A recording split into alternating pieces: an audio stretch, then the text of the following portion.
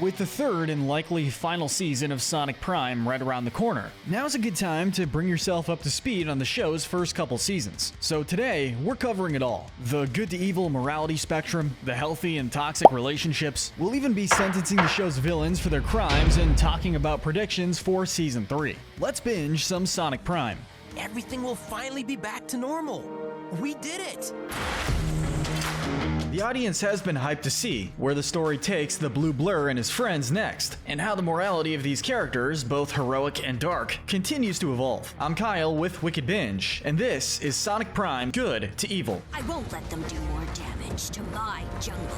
But first, a couple things. Each version of a character will be treated as their own character. Oh, and also consider this your official spoiler warning. As usual, we'll be starting with our most noble and heroic character and working our way down to the most evil. These characters are the good. The gold medal of good has to go to Sonic himself. He is the protagonist of the show after all. It's clear that he wants to fix the mess he made at the beginning of the show. Each time he goes to another world, he wants to help the situation there as well, which usually involves keeping a prism shard out of the hands of the Chaos Council. Busted!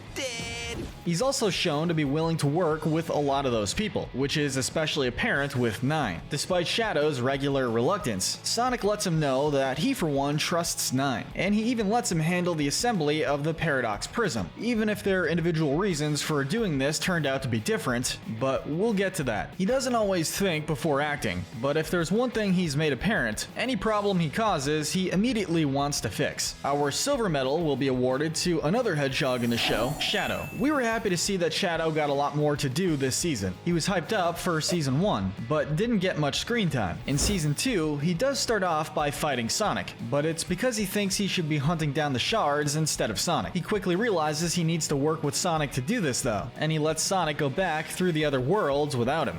I've tracked you as you've gone from gateway to gateway. Despite being stuck in the void, he still helps out by slowing down the Chaos Council when they're traveling through. Near the end of the season, when he goes toe-to-toe with the Chaos Council directly, he sends Sonic off to protect the Prism, leaving him to fight Dr. Deep and Babel on his own. He still is often stranded, but he fights when able to. That being said, Shadow will be receiving the Envy Medal, since he tries to take Sonic's tech so he can go after the shards. When he still can't go through the world gateways, he sees that they only let Sonic through, leading him to get frustrated with Sonic and the situation. He still does the right thing, but not without any reluctance. Next, our Bronze Medal of Good has to go to the heroes of New York City, Renegade Nux, Rebel Rouge, and Denizen 1998. These guys are constantly putting themselves in dangerous situations for them, their city, and their fellow citizens' freedom. Especially with Nux and Rouge, they quickly adapt to the situation at hand, and continue to press on when possible. Whenever they see a civilian in trouble, they waste no time trying to rescue them. When Sonic is around, they're willing to go directly towards the Chaos Council fortress. Even when Sonic offers to continue forward on without them, they voluntarily continue to fight alongside him. What do we got left to lose?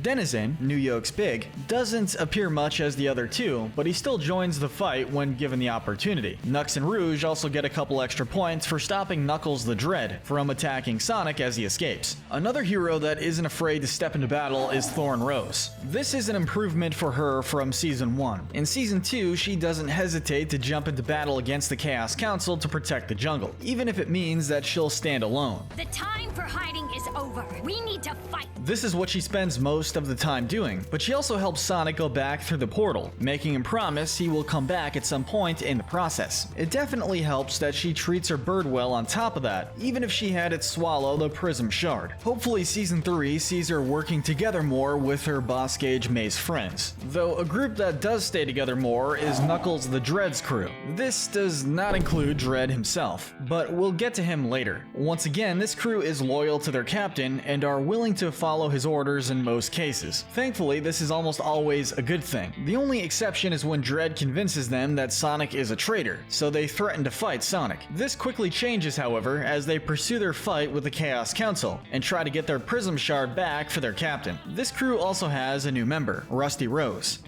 Aye, she's loyal to her beloved council. She starts with declaring loyalty to the Chaos Council, but after they abandon her, she joins the crew and fights right alongside them. She and Black Rose also get a special highlight. It starts off with Black Rose asking Rusty if she's okay. Soon after, as it's pointed out by Sonic, the two of them work together very well. Rusty and Black Rose could be a good example for the other Boss Gauge Maze variants. Thorn Rose had her own spot on our list, so this consists of Mangy, Gnarly, Prim, and Hangry. At no point are these guys bad, but they are much more hesitant to join the fight. When Thorn Rose and Sonic ask them for help, they initially refuse. This goes especially for Prim. They even go as far as considering giving the Chaos Council the shards straight away, thinking they will be left alone afterwards. Thankfully, they do eventually come to their senses and fight for their jungle.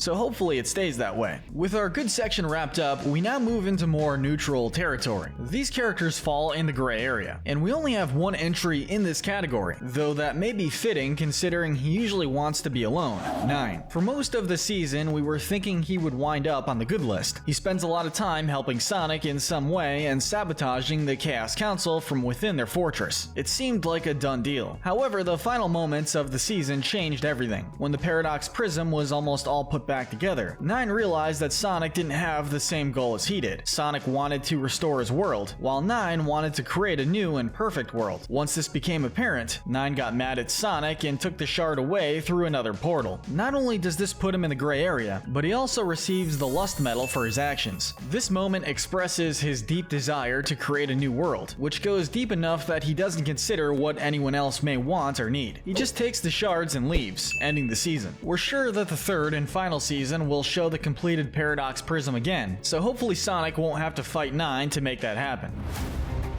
Finally, we've reached the dark side. These characters are the bad and the evil. Taking our bronze medal of evil is the dreaded pirate captain, Knuckles the Dread. We were desperately hoping that after pursuing the treasure and neglecting his crew on 2 separate occasions in the first season, Dread would have bettered himself in season 2. Instead, he only got worse.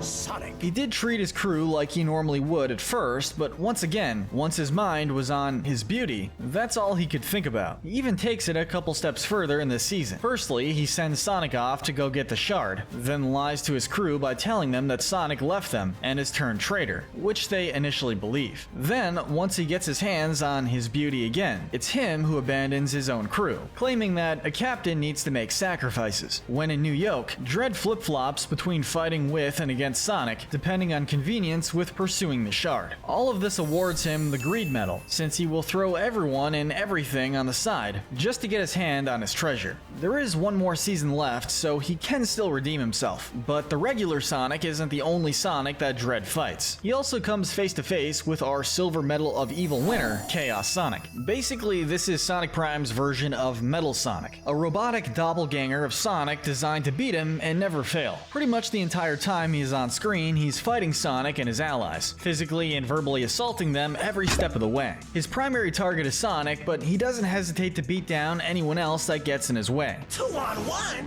Tisk, that's cheating. At one point, he gets hit by a bus and is down temporarily. However, once he gets back up, he immediately goes after Sonic again. Upon one of their close struggles, Chaos Sonic tells the actual Sonic that once he's done with him, he will go right into destroying his friends. He does eventually get destroyed, but we wouldn't be surprised if the Chaos Council tries to rebuild him with some enhancements. On that note, our Gold Medal of Evil once again is going to the group, the Chaos Council. And was there ever really any doubt? They're the main antagonists of the series, and they're the ones responsible for most of the problems that happen in the show. From taking over an entire city, to forcing others to work for them, to invading and wrecking other worlds, these guys really don't have any positive qualities about them. They're on a quest to obtain as many shards as possible to obtain control over all worlds. For most of the season, they have 9 imprisoned and are forcing him to help them do that. Upon stopping in No Peace, they find Rusty Rose, but they choose to abandon her there. Upon facing more and more defeats at the hands of the heroes, they reach for more and more more desperate measures. This includes creating more terror in New York, aiming to expand their control across the world and beyond, and building Chaos Sonic is right up there with everything else. Being the main evils of the show, it's not likely they will redeem themselves at any point. Certain members of the Chaos Council also will be receiving the remainder of our Sinner medals. Starting off, the Council as a whole receives the Gluttony medal. They are not happy with just what they already have under their control. They want to take control of the entire Shatterverse. When it comes to individual medals, Dr. Babel receives the Wrath medal, while in the Boss Cage maze, Babel gets knocked around once again. Upon this happening, he goes into as Dr. Don't puts it, full tantrum mode. Letting his anger get the better of him, he starts thrashing around and destroying anything in the way, including his own army. He's basically a big baby. Dr. Don't, on the other hand, is getting the Sloth medal. I mean, it's practically in his name. Dr. Don't is often among the lazier of the council, preferring to sit back and play his games and whatnot. Then there's the battles in the season. Any other Chaos Council member that fights actually is on the field, either in a mech or a suit, and doing some legit combat themselves. Dr. Don't, however, fights remotely, keeping his distance and preferring to fight from a safe place. Finally, we get to Mr. Dr. Eggman, who will be receiving the Pride medal. He's the unofficially self-appointed leader of the council, which is shown to bother the other members. He even explains why the others couldn't be the leader, such as saying how Dr. Dunnett is too old for it. He constantly is taking charge, sometimes even ordering the other members around or talking down to them. Additionally, when talking to Nine alone, he tries to have Nine give him some valuable information that would help them beat Sonic. In doing this, he insults the rest of the Chaos Council, saying things like how they lack the imagination that Nine has. That would help them win. But speaking of this very strained relationship, let's talk about all the relationship dynamics on the show. You're a lousy traitor who abandoned your crew in battle. Today, we're going to see how the character relationships in Season 1 evolved in Season 2. Welcome to Wicked Binge. This is Sonic Prime Season 2 relationships, healthy to toxic. I don't need you guys slowing me down anyway.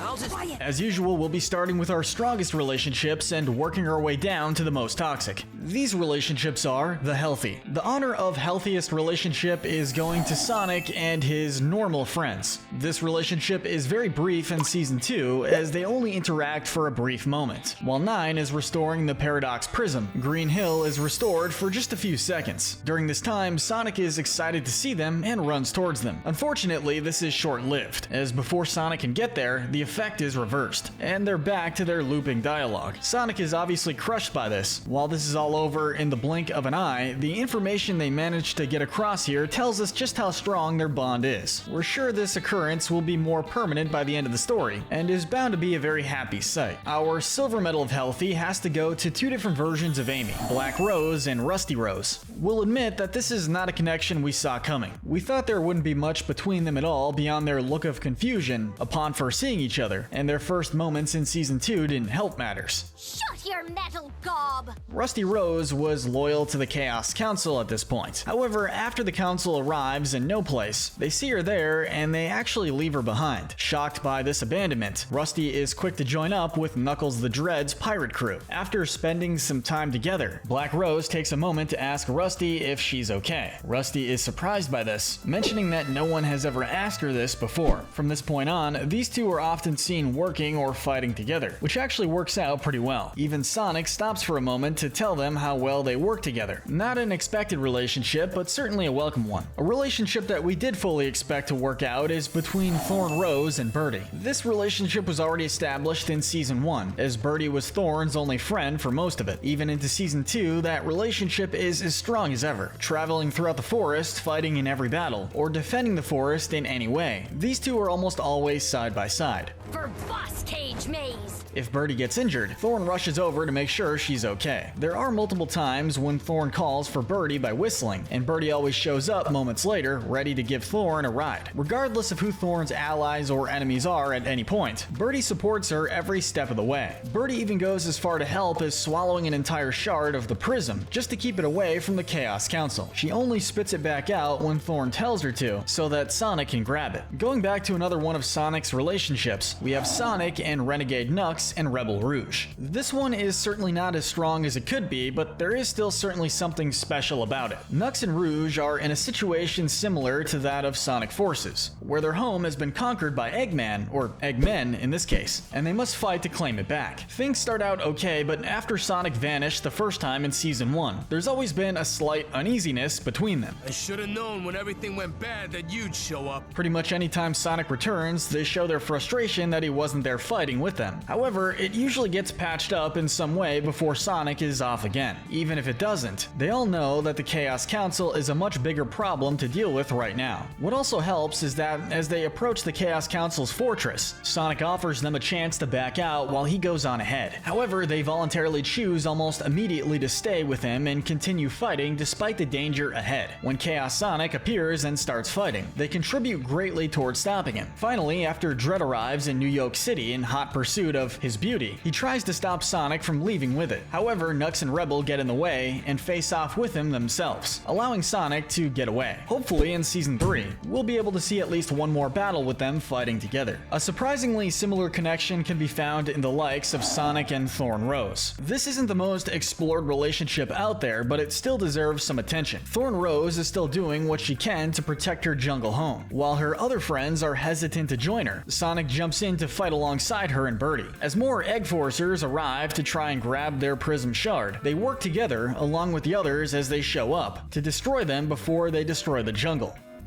Where have you been? Thorn knows how valuable the shard is, so she has Birdie swallow it before it gets into the wrong hands. Seeing Sonic as someone she can trust, she has Birdie spit the shard back up for him so that he can take it with him through the portal. Before he does go, however, Thorn has him promise that he will return again. Sonic doesn't even hesitate before he makes that promise, and Thorn helps him go through the portal while she stays behind. The last relationship in the healthy category we'll be exploring is the one between the two hedgehogs, Sonic and Shadow. This relationship had a massive improvement between Season 1 and Season 2. Back in our relationship video covering Sonic Prime's first season, we labeled their relationship as toxic. This was because they spent most of their time fighting each other both physically and verbally, and they didn't know any immediate signs of improvement. The season even ended with them about to start fighting again when Shadow stops him in the void. The opening of Season 2 certainly didn't help.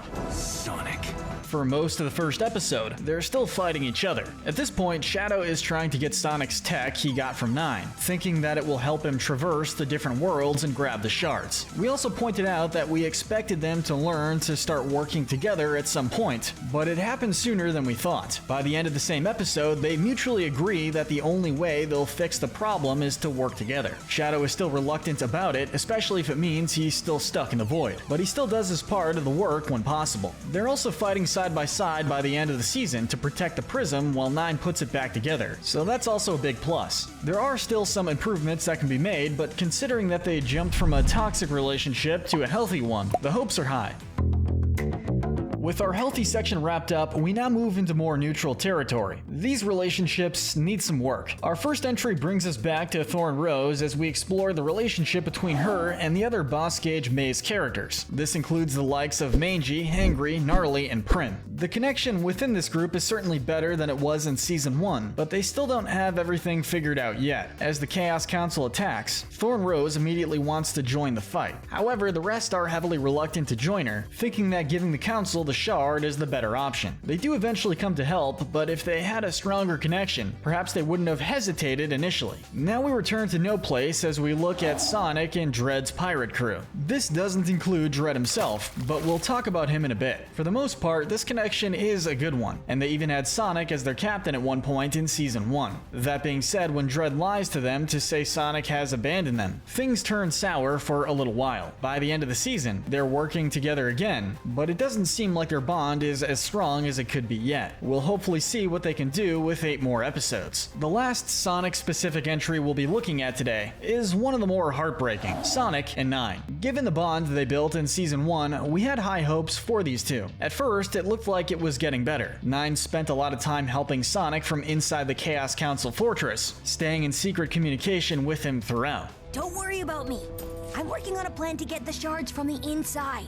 It almost felt like nothing could separate them at this point. However, the last moments of the season changed everything. With the prism almost completely reassembled, 9 then realized that Sonic's goals are different from his. Surprised and angered by this, 9 basically throws their connection out the window, takes the shards away, and disappears into a portal. We hope Season 3 brings these two back together somehow. If not, maybe 9 becomes a separate antagonist. To close out our neutral category, let's look at the relationship within the Chaos Council. All of these guys are quite evil, but they surprisingly work pretty well together most of the time. As long as everything goes smoothly, they are very civil with each other and are able to put strong plans together. However, the moment those plans start to fail for any reason, they start pointing fingers and getting angry with each other, regardless of who is to blame. Why fight over one new yoke when we can have 5? Mr. Dr. Eggman even shows that he tried to appoint himself as the leader and gave reasons why. He believes some of the others couldn't do it, much to their frustration. Hopefully, for the hero's sake, this relationship doesn't improve.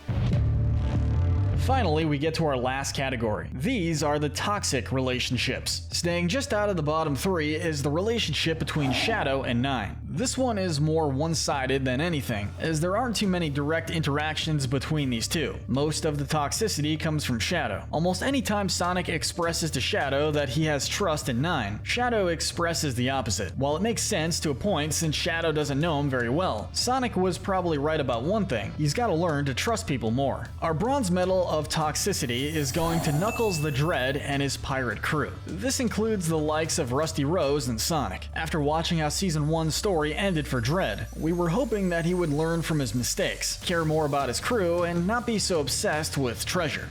It's mine!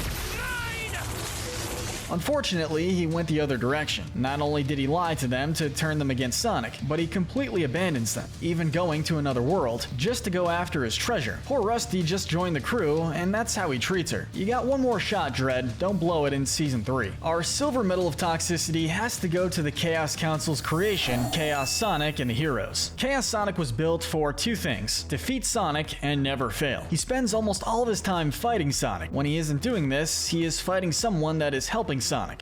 Remember, Sonic, this is all on you. Throughout their battle, Chaos Sonic is taunting him, and even goes as far as to tell Sonic that he will destroy his friends after he's finished with them. By the end, he does get destroyed, but we get the uneasy feeling that he isn't gone for good. We've finally reached the most toxic relationship of all. There might be a sense of deja vu here, but the gold medal of toxicity is awarded to the relationship between the Chaos Council and practically everyone else. The Chaos Council are the main antagonists of the show, and they want the standard villain goal of controlling the world, or worlds at this point. They are willing to do pretty much anything to reach that point. They capture and enslave 9, completely abandon Rusty Rose, create a robot doppelganger of Sonic to help him and his allies, and at least attempt to destroy anyone or anything that gets in their way. Oh my egg. Considering what they want to do and what they're willing to do to get there, we don't see this particular relationship improving with any character they interact with ever. The Chaos Council are truly evil, and on that note, I think now is a good time to sentence Sonic Prime's villains for their crimes. You heard the baby. Energy extractor. After waiting with great anticipation, we finally received the next batch of Sonic Prime episodes, so we thought it was now high time to bring the series' villains and other characters into the courtroom to answer for their crimes. Welcome to the Wicked Binge Court. On today's docket today, we'll be sentencing Sonic Prime characters for their crimes. One day I'll destroy that hedgehog and the world will be a brighter place for it. And real quick before we start, consider this your spoiler warning. The first character to appear before the court will be a bit tamer compared to some of the others. Captain Jack. For starters, this is not Captain Jack Sparrow or even Jacksepticeye who voices this character, but a former member of Knuckles the Dread's crew. For starters, his actions of leaving the crew, along with other crewmates, were definitely warranted. Anytime Dread is in pursuit of a treasure, he starts to neglect everyone and everything else around him. Fed up by this, Jack left with his crewmates and formed their own crew. It would be fine if it was left at that, but this isn't the case. At one point, this crew, led by Jack, attacks Dredd's ship. Jack then tells the crew to take them for everything they've got. It's also implied by Baton Rouge that this isn't the first time it's happened. These actions will lead Jack to be charged with both piracy and theft, since these crimes are committed against his former captain who mistreated him greatly. We won't go as heavy on the punishment here. Jack will spend only 2 weeks in the brig at most, though maybe he'll be given the chance to be let out sooner, as long as he doesn't commit these crimes again. Going from one captain to another, it's time to talk about Knuckles the Dread. His status will not save him here, and he's in a much worse boat than Jack is. As mentioned a moment ago, Dredd neglects his crew anytime he goes after a treasure. For this, he will be charged with harassment, since this always puts his crew's safety at risk. This doesn't even account for how he will oppose whoever gets in his way of the treasure, such as Sonic or Renegade Knux. He even abandons his crew entirely in Season 2, claiming that, quote, a captain needs to make sacrifices, which definitely lands him the charge of abuse of power. Both of these charges are also repeated offenses, seeing as he did the same thing to 2 separate crews. He'll start with the same 2 weeks in the brig as Jack, but it doesn't stop there. Upon release, Dredd will be required to join Jack's crew and work under him for a minimum of 6 months, which will be extended if he steps out of line. Traveling from one world to another, let's bring in Mangy, Hangry, Gnarly, and Prim. These 4 don't have that many crimes to speak of, but there is one in particular that simply cannot be ignored. All 4 of them will be charged with deforestation.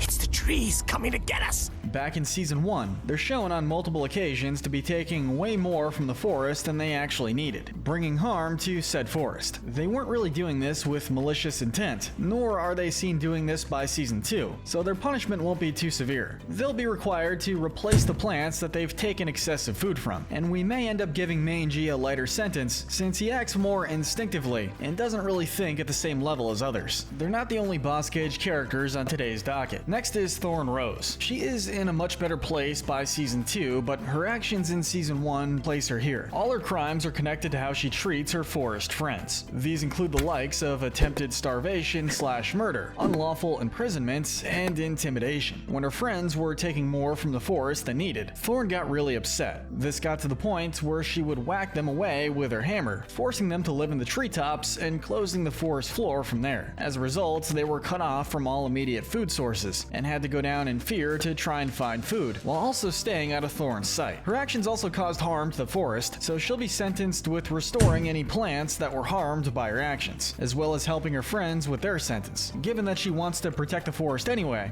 this isn't exactly a bad punishment. Moving from one Amy variant to another, let's talk about Rusty Rose. Like with Thorn, Rusty is in a much better position now, but she also did some nasty things before. That being said, it's a little trickier to say what she's actually guilty of, since most, if not all, of what she did happened while she was under the Chaos Council's control and programming. When the Council abandoned her, she started thinking for herself, joined Dredd's crew, and worked alongside them to fight against the Council. Just do not hit the shard. Since it's a little difficult to find anything bad she technically did on her own accord, she won't be receiving any actual punishment at this time. That being said, she will be asked to continue fighting the Chaos Council until they're defeated once and for all. Next up, we finally have to talk about another resident of New Yoke, 9. For the most part, 9 is a pretty good person. Most of the things he did that would normally be seen as crimes, especially in Season 2, were done to combat the Chaos Council in some way. But there is one act of theft that needs to be addressed. No. I'm sorry. At the end of Season 2, the Paradox Prism was almost completely put back together. With just one piece left, 9 discovered that Sonic's reasons for putting the prism back together were different from his. Understandably, to some degree, 9 was upset by this, but what he did afterwards is the problem here. After pushing Sonic away, he took all the shards and disappeared through a portal. The prism even had an outline of where the pieces should be placed, so you know that's where they belong. But 9 took them away for his own personal reasons. 9 will be required to return the prism shards to their proper place. If he's worried about what will happen to him after the prism is restored, he can work with Tails or any other heroic genius to find a way to make sure all the alternate worlds will remain intact once the prism is complete. From one variation of Tails to the other variant of Sonic, it's time to talk about Chaos Sonic. Like with Rusty, Chaos Sonic's actions could be seen as heavily influenced by the Chaos Council. For now, this might be a slight stretch, but since he is another robotic doppelganger like Metal Sonic, Sonic, the latter of whom is shown to think independently. We'll act for now as if he can do the same. 2-on-1? Tisk, tisk, that's cheating. This is especially since he talks about his own plans at one point, such as wanting to beat Sonic to a pulp. As a result, he will be receiving the charges of identity theft, assault, and attempted murder. On top of closely resembling Sonic, Chaos Sonic wants nothing more than to fight and defeat him. He'll also fight anyone who gets in his way. Lastly, while fighting, Chaos Sonic says he will destroy Sonic's friends after he's done with him. Since he's already been destroyed, Chaos Sonic's sentence will forbid him from being rebuilt. If he is at some point, he will be destroyed. All criminals left are some variation of Eggman, but we'll first bring out Dr. Eggman himself. Right off the bat, we'll be charging him with attempted world domination. He has always been known to want to take over the world, and there is no exception here. He also will be charged with assault and attempted murder. As he tries to grab the Paradox Prism, Sonic and his friends arrive to stop him. Upon seeing this, Eggman shouts for his robotic minions to crush them all. On top of this, since these guys happen to be animals, Eggman will also be charged with animal cruelty. With all this in mind, Eggman will be receiving a life sentence. Additionally, he'll be required to build robots that will help the heroes, instead of fighting against them. If he doesn't agree to this arrangement, he'll receive a death penalty instead. Finally, it's time to bring in the biggest offenders in the show. It's time to sentence the Chaos Council. Since these guys all work so closely together, they'll be sentenced together. We don't even know where to begin with them. They just have so many crimes to answer for, so we'd be here all day trying to list them. They're certainly getting charged with many of the same crimes other characters have already been charged with, such as deforestation, assault, theft, animal cruelty, intimidation, abuse of power, and piracy. That alone puts them in very hot water. For their actions in New York alone, they'll also be charged with endangerment, pollution, invasion, kidnapping, torture, and slavery. Quite a few of these charges can be connected to how they treat Nine. After unlawfully imprisoning him, they keep making him work in ways that will benefit them and being nasty to him along the way. With all of this in mind, we originally were tempted to give all of them the death penalty, but that might be an easy way out for them. Instead, they'll be permanently banished to the void. They wouldn't have any gadgets or anything that would ultimately help them escape. On top of that, it's been shown that they sometimes can't stand each other, so let's see what happens when they're stuck in the void with each other and nothing else for an extended period of time. Don't you take that tone with me? There's also a darker area of the void where Shadow dropped a Chaos Emerald. If that darkness is anything like Shadow says, their experience could be much worse. But we'll have to wait to see what happens to the Chaos Council. In the meantime, all we can do is make predictions. So let's look at some. We're being invaded! Monsters who want to hurt us! Or eat us! Season 2 of Sonic Prime was a big hit with fans, and what makes it even more exciting is the fact that the story isn't over, as we can expect another batch of episodes in a third season. So let's go over some predictions that have been circulating in anticipation of Season 3. Welcome to Wicked Binge. These are predictions for Sonic Prime Season 3 that we love and hate. It's our home, and I'm ready to fight for it. And real quick, before we start, consider this your spoiler warning for Season 2. First up on the docket, we have the prediction that Nine will become a secondary antagonist. At first, everything was going okay with Nine in Season 2. While he was stuck in the fortress of the Chaos Council, he was helping Sonic as much as he could from his position, communicating with him along the way. It was all going well until the last moments of the season. After discovering there was still a piece of the prism missing, Nine realizes that Sonic's goals and intentions are not the same as his. As a result, he gets frustrated with Sonic, pulls the prism back apart, and leaves through a portal with all the pieces they had. Now, the idea that Nine becomes a secondary antagonist is a prediction that we hate since Nine really grew on us, but we also wouldn't be surprised if it happens. We're building a better one. The perfect world in Grimm. With Season 3 likely being the final season of the show, chances are that the Prism will be put back together. And it's quite possible now that Sonic and Shadow will have to fight Nine as well as the Chaos Council for possession of all the shards. It's a shame it may have to be this way, but it may be necessary in order for Sonic to get the shards back. Nine and the Chaos Council may not be the only fights the heroes will have. We wouldn't be surprised if Chaos Sonic will be rebuilt and enhanced. Chaos Sonic is essentially Sonic Prime's version of Metal Sonic. Before Season 2 premiered, Chaos Sonic was hyped up in one of the final trailers, portraying him as a big deal. Aside from the teaser at the end of one episode, he was only featured primarily in one other. Heads up, Furbag! By the end, he was beaten and destroyed. Given that Season 3 will likely have the most intense battles with the highest stakes, we wouldn't be surprised if Chaos Sonic comes back and is a new and improved version of himself. He was a surprisingly fun twist on the robot duplicate plot that Sonic usually faces, so hopefully we get to see a bit more of him, and this is a prediction we absolutely love. We're also hoping to see more of Knuckles the Dread's pirate crew, but we also fully expect that the crew will no longer want Dread as their captain. In Season 1, Knuckles had a different crew before the one we're more familiar with. On his pursuit of treasure, however, he completely neglects them and their safety while traveling through a bunch of rocks. As a result, they leave him and form their own crew. Over here! Pick me up! You would think Dread would learn his lesson from this, but that's far from the case. By the end of Season 1, history basically repeats itself as he goes after the treasure again. This time around, the crew is still loyal to him afterwards. You'd think that by now, Dread would realize how valuable his crew is to him, but Season 2 proves that wrong. Not only does he still value the treasure above all else, but it's now gotten to the point where he lies to them to turn them against Sonic. Even worse is that he traverses to another world in pursuit of the shard, completely abandoning his crew. For the rest of the season, the crew is on their own, so we do have to say that we like the idea that the crew will no longer want Dread as their captain. We fully expect that Dread will return to No Place at some point, but we certainly won't be surprised if his crew is less than happy to see him. On the subject of that crew though, let's talk about the prediction that Rusty Rose will try to sacrifice herself. At this point, Rusty Rose has become part of the crew, and this has turned out well for her so far. She even forms a strong friendship with the likes of Black Rose when she asks Rusty if she's okay.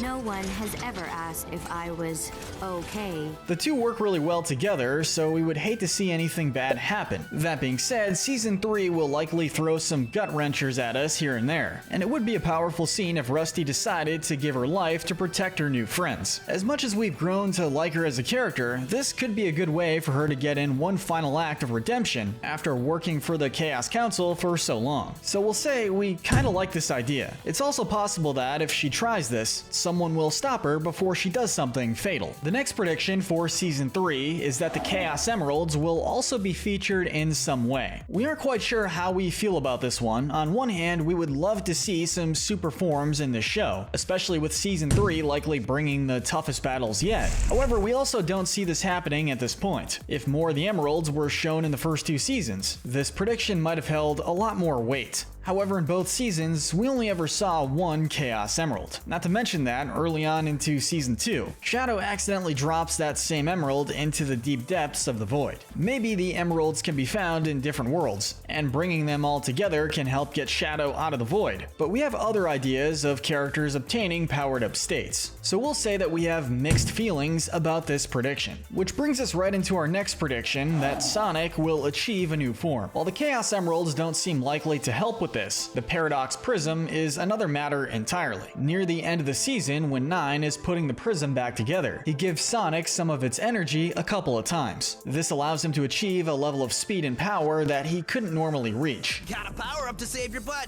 You're welcome. The second time this happens is where it really gets interesting. Not only does it help Sonic get even stronger and faster, but his eyes also end up changing color in the process. His eyes changing appearance typically only happens when he gets a new form, like how his eyes turn red when he goes supersonic. Given that he still looked normal aside from this could have just been a teaser for a new form that Sonic will achieve. 9 did mention that taking in too much could destroy him, but Sonic might take that risk at some point, allowing him to reach a new level. This could end up similar to Goku's various forms, where he gets better at controlling it. Regardless, this is one prediction that we really love. The Paradox Prism may not only affect Sonic, but the different worlds altogether. One prediction surrounding this is that once the Paradox Prism is fully restored, the other worlds will vanish from existence. Over the course of the story, we've grown fond of the many different versions of the characters we've seen. It's a clever way to show the characters we've known for years in a way we wouldn't otherwise normally see them. One moment that gives this prediction some footing comes right near the end of Season 2, just before 9 leaves with the shards. One of the things he asks Sonic is, "What do you think would happen to me when you brought your friends back?" Come on, little buddy. This could mean Nine thinks Sonic will forget about him once he reunites with his old friends, but this could also imply that every world discovered after the prism was broken will disappear. With this being the final season, we probably will be saying goodbye to these various worlds and characters when it's over, but hopefully not like this, and we'll say we have mixed feelings about this prediction. Though another prediction surrounding this idea is a bit more lighthearted than the previous. Regardless of the other world's fates, there's the possibility that there will be another way for our heroes to visit their new friends. We aren't quite sure how this would work, but we would love it if it happened. It's been shown now that the energy from the prism can be used in multiple ways. Even after the prism begins to be assembled, its power is shown to still be capable of being harnessed. Perhaps after the prism gets fully fixed, Sonic and his friends can use its energy to open portals to other worlds. Shortly after doing this, the show could end with all of the different variants meeting up together. Aside from a few glances at each other, the only variants that have had major interactions with each other are Dread and Renegade Nux, as well as Black and Rusty Rose. This could be a nice way to see more of these interactions and a touching way to end the series. So we'll say we like this one. Our final prediction for today covers the main villains of the show, the Chaos Council. The prediction that the Chaos Council is actually Eggman split into 5 separate personalities. And we won't stretch this one out and just say it, we would love if this prediction came true, as it would be an interesting twist on the story behind these guys. We've stated before that we aren't sure why there are so many iterations of Eggman found in one world. The show itself, even after season 2, doesn't really go too deep into the group's history. Any sort of flashbacks we get mostly explores them trying to expand their empire after the Paradox Prism has already been destroyed. So what if these guys quickly found out about the Prism because they are all pieces of Eggman, who directly interacted with it before Sonic shattered it? We are the council. 1 makes 5. The biggest moment that gives this idea some footing comes near the end of Season 2, while the Paradox Prism is being put back together. When Mr. Dr. Eggman infiltrates Operation Big Boy Pants, Prismatic Titan is created from the Chaos Council's cannons. That Titan just so happens to look almost exactly like Sonic's version of Eggman. This made us wonder how they managed to create a Titan that looked exactly like that if they had supposedly never seen Sonic's version of Eggman before. One of the only reasons this would make sense to us at the time of writing this is if the Chaos Council is actually Eggman, and they created the Titan in their overall image. Would this mean that all 5 Chaos Council members will somehow fuse together to create the OG Eggman at some point? We'll find out when Season 3 premieres.